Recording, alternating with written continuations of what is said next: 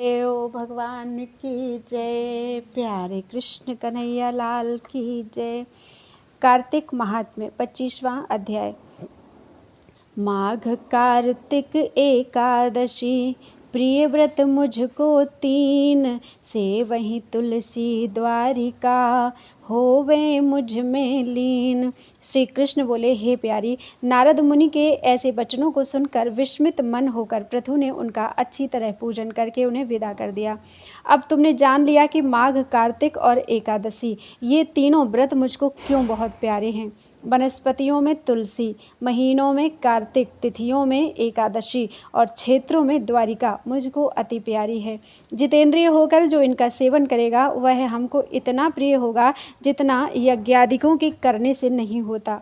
इन तीनों का सेवन करने वाले मनुष्यों को संसार की विपत्तियों से भय नहीं करना चाहिए। मेरे अनुग्रह से उनके जीवन सुख से बीतते हैं। सत्यभामा बोली, हे नाथ, आपने जो कहा कि दूसरे के दिए हुए आधे पुण्य से कलहा तर गई, ये आश्चर्य है। इस कार्तिक का व्रत क्या आपको इतना प्रसन्न करने वाला है? परायों द्वारा किया पुण्य देने से मिल जाता है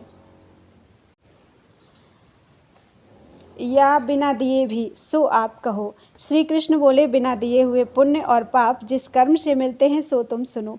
सतयुग, त्रेता और द्वापर में देश में गांव और कुल पुण्य पाप के दूसरे अंश भागी होते हैं और कलयुग में करने वाला ही भोगता है। संसर्ग ना करने पर भी यह व्यवस्था कही गई है। और संसर्ग में जैसे पुण्य पाप दूसरे को मिलते हैं तो सुनो।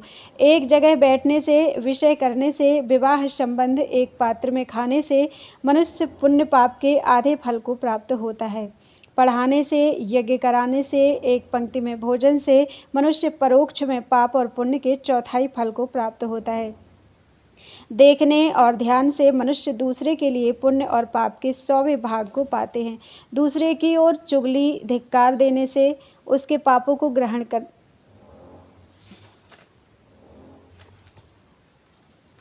ग्रहण देता है। पुण्य पाप करने वाले मनुष्य की स्त्री, नौकर और शिष्य इनको छोड़कर जो कोई उसकी सेवा करता है और सेवा के अनुसार जो उसे धन ना दिया जाए तो वह सेवा के अनुरूप उसके पुण्य के फल को पा लेता है।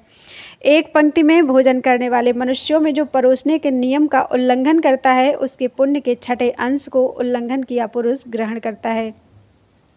स्नान, संध्या आदि करते समय जो दूसरे को छूने अथवा बात करे तो अपने पुण्य कर्म के छठे अंश को दूसरे को देता है।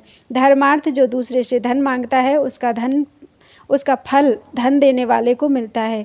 पराया द्रव्य लेकर पुण्य करने वाला पापी है और धन देने वाले को पुण्य का फल मिलता है। जो मनुष्य दूसरे के ऋण को चुकाए बिना मर जाता है तब वह धन अपने धन के अनुसार उसके पुण्य फल को ले लेता है। जो आदमी शिक्षा देता है, सलाह देता है, सामग्री देता है और प्रेरणा करता है वह पुरुष पुण्य के छठे अंश को प्राप्त होता है। प्रजा के पुण्य पाप के छठे अंश को राजा हरता है। इस तरह शिष्य का गुरु, स्त्री का पति, पुत्र का पिता हरता है। पति के अनुकूल रहने और उसके मन को प्रसन्न करने वाली स्त्री पति के पुण्य का आधा भाग ले लेती है। जो पुण्यात्मा पराये हाथ से दान करता है, नौकर और पुत्र को छोड़कर करने वाले के छठे अंश को प्राप्त होता है। जीविका देने वाला खाने वाले के छठे अंश को पाता है। जो वह उससे सेवा ना करावे तो ऐसे बिना दिए इकट्ठे पुण्य भी मनुष्य को मिलते हैं। परंतु कलयुग में ये नियम नहीं है। पुण्य और पाप को भोगने वाला करता ही है। इसमें एक पुराना इतिहास बड़ा पवित्र उग्र बुद्धि को देने वाला है, उसे सुनो। बोलो वृंदावन बिहारी लाल की जय। 26वां अध्याय। विप्रधनेश्वर पापमय करे चर्म व्यापार, कार्तिक का स्नान लख हुआ उसका उद्धार। श्री कृष्ण बोले, पहले उज्जैन में कोई धनेश्वर ब्राह्मण रहता था। वह अपने कर्मों को नहीं करता था, पापी और दुष्ट बुद्धि था। रस, कंबल, चर्म का व्यापार करता और झूठ बोलता। चोरी, वैश्या, सुरापान इनको करता और उसका चित्त दुखी रहता था। खरीद फरोख्त का कार्य करता हुआ वह धनेश्वर कभी महर्षि की बसाई महिष्मतिपुरी में पहुंचा। जो पवित्र नर्मदा नदी इसका परकोटा हो रही है, वहाँ धनेश्वर ने कार्तिक स्नान करने वालों को देख 1 महीना निवास किया। बिक्री के लिए नर्मदा के किनारे घूमते हुए उसने स्नान करके जप और पूजन में लगे हुए ब्राह्मणों को देखा। कोई पुराण पढ़ रहे, कोई सुन रहे, कोई नृत्य एवं गाने बजाने में मस्त हैं, कोई विष्णु की मुद्रा में अंकित हैं, तो कोई तुलसी माला पहन रहे हैं, ऐसा देखा। नित्य वहाँ घूमता तथा वैष्णवों का दर्शन और भाषण सुना करता। इससे विष्णु के नाम का बोध हुआ। इस प्रकार महीने भर ठहरकर उसने कार्तिक के उद्यापन की विधि को तथा भक्ति सहित भगवान के जागरण को देखा। पूर्णमासी के दिन ब्राह्मण गऊ इनका पूजन, कार्तिक स्नान किए, मनुष्यों को दिए गए भोजन दक्षिणा को देखा। फिर सायंकाल के समय मनुष्यों ने शिवजी की प्रीति के लिए दीपदान दिया, उसको भी देखा। फिर पूजन आदि को देखता हुआ धनेश्वर घूम रहा था, तभी काले सर्प ने उसे काट खाया। वह न्यायकुल होकर गिर पड़ा। मनुष्य उसको गिरा देख उसके चारों ओर इकट्ठे हो गए और तुलसी मिलाकर जल उसके मुख में डाल दिया। यम के किंकर यमदूत उस मरे हुए को बांधकर कोड़ा मारते हुए यमराज की संयमनीपुरी को ले गए। चित्रगुप्त ने उसके सब बुरे कर्म यमराज को बताए कि इसने अपने जीवन में कोई सुकृत नहीं किया। इसके दुष्कर्मों का वर्ष भर में भी वर्णन नहीं किया जा सकता। ये दुष्ट पाप की मूर्ति है, इसलिए कल्प तक ये नरक में निवास करे। श्री कृष्ण बोले, वह यम, काल और अग्नि को समान रूप दिखाता हुआ अपने सेवकों से क्रोध से वचन बोला, हे प्रेतपतियों, इस पाप स्वरूप को मुग्धरों से मारते हुए कुंभीपाक नरक में डाल दो।